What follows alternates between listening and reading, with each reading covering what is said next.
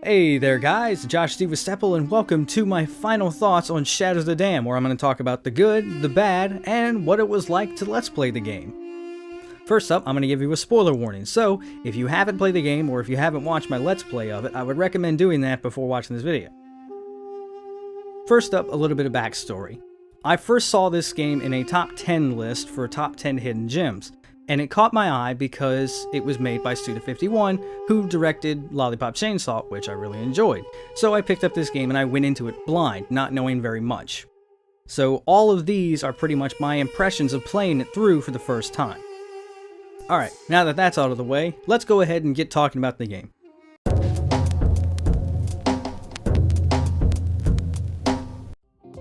First up, the good. This game is funny. Hands down, it's funny. I cannot think of a joke in this game that fell flat to me. Most of the jokes either got a chuckle out of me, if not downright laughter. Just completely laughing out loud. The game is funny, but it's immature humor, which is perfectly fine. I love that. This game, it pulls it off. The humor is gross and it's sexual, and it's wonderful. Thanks for calling Angel Kiss, sugar.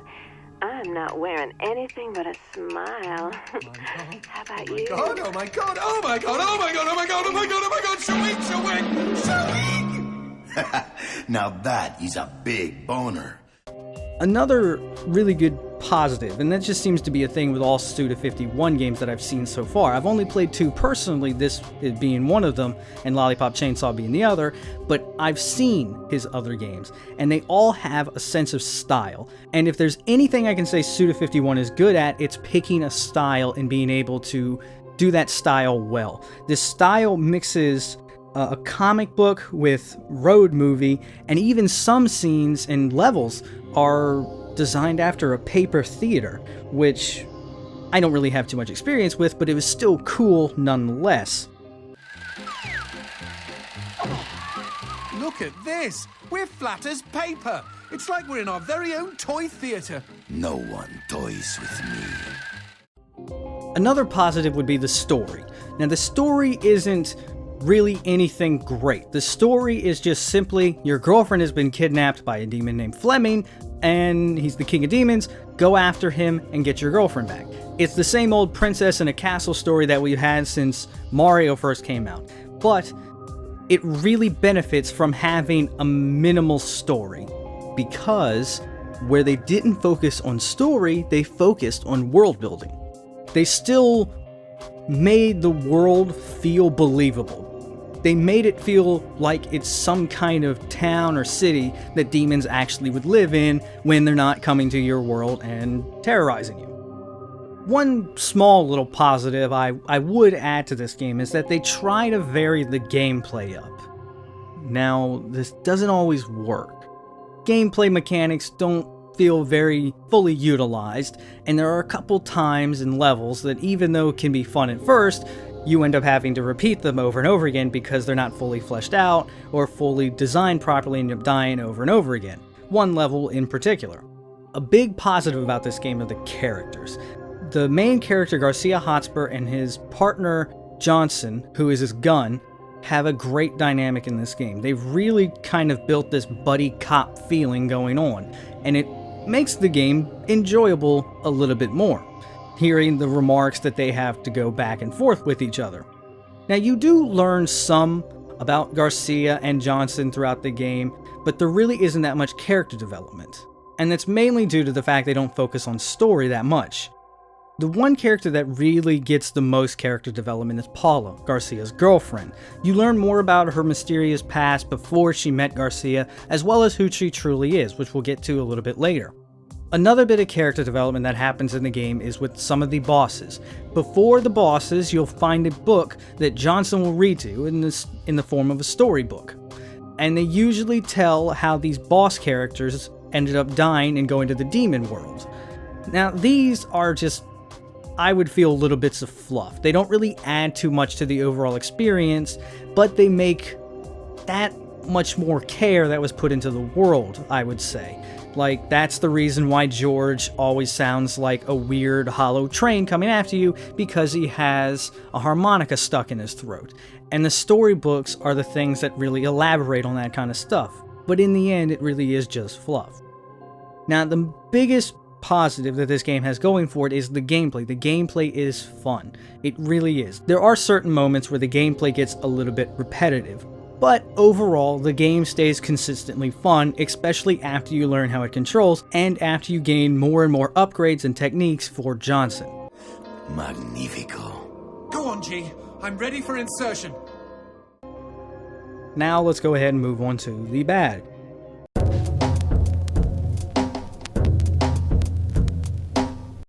Unfortunately, this game was never made available to the PC, which I feel is a crime. So, because of that, I had to play it on the PS3 version.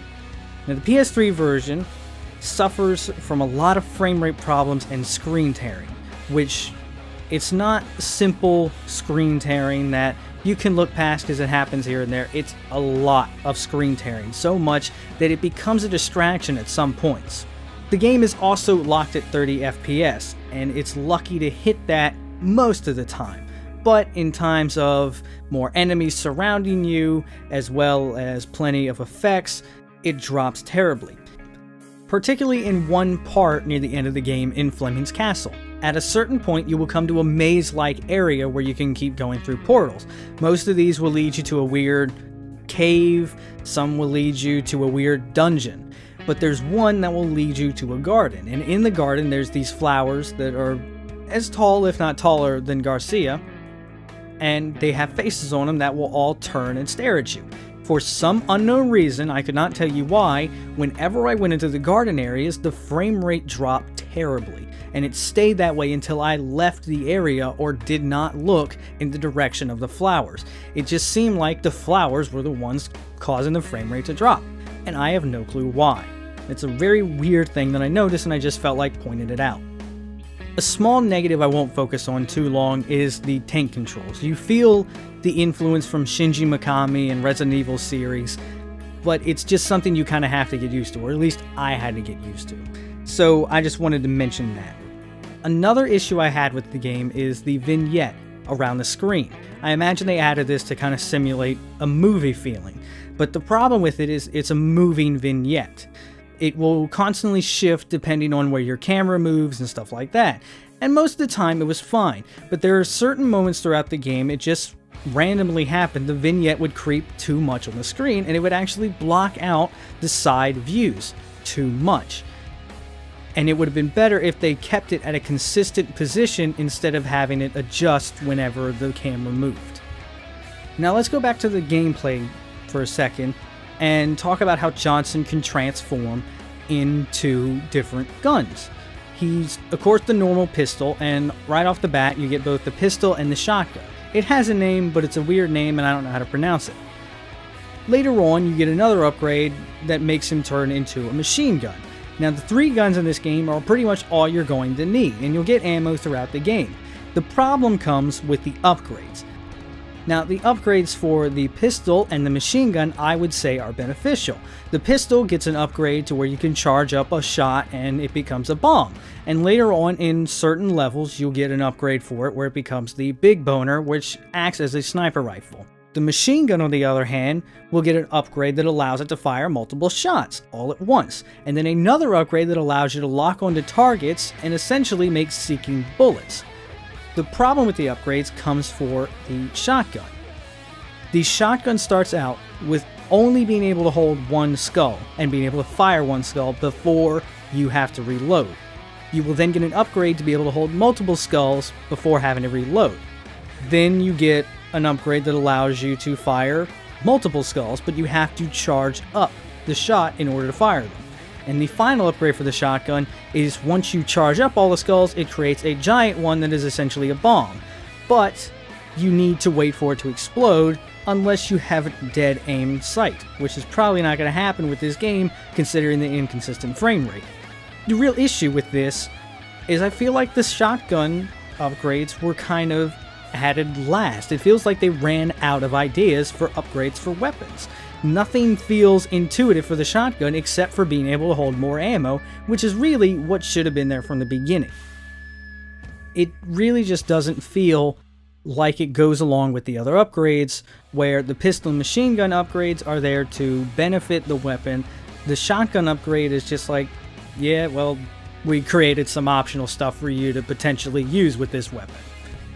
I feel like they probably could have come up with better upgrades that would improve a shotgun other than just increasing its ammo. Now let's move on to my last problem with this game. And my last problem with this game is the ending. At the end, it's revealed that Paula is the huntress that came down to the demon world to kill Fleming, and she failed, and he took a liking to her and basically trapped her as his mistress. And she's been trying to escape ever since. And that is when Garcia meets her, is after she is able to successfully escape from the demon world, and that is why Fleming has kidnapped her. Now this just kind of feels rushed. And this goes back to what I said about the game not having much of a story. It's a very simple story, and the game benefits from that, but this is one of the negative effects of that. It didn't really feel like this story was truly utilized, and it ultimately leads to what I felt was an unsatisfactory ending. The game just kind of ends with Garcia and Paula having this endless struggle to always fight off Fleming and the demon world hordes. I'm not saying that an unfortunate ending is a bad thing in the game. Really, a lot of games could do with more of them because they're more realistic. I just feel like this ending wasn't really built upon too much.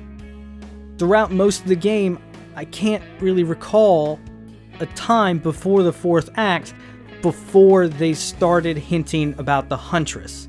It may have been a casual mention once or twice, but they really focused on it a whole lot more in the second to last act, when they should have done it much earlier. And that's really the only reason why I didn't like the ending. I just felt like it could have done with more build-up. Okay, so it sounds like I had a lot of bad things to say about this game, but it really is one of those games that the good outweighs the bad. This game is a lot of fun, and I think I put somewhere around 8 to 10 hours into it, and I had a fun time with maybe, I would say, a good 8.5 hours. There is a small portion of this game that feels repetitive and not fun, but the vast majority of it is fun. It just really comes down to the fact that this game is a lot of fun for an 8 to 10 hour game, and I would highly recommend it. Now that I've gotten all my thoughts out on the game itself, let's go ahead and talk about what it was like to let's play the game.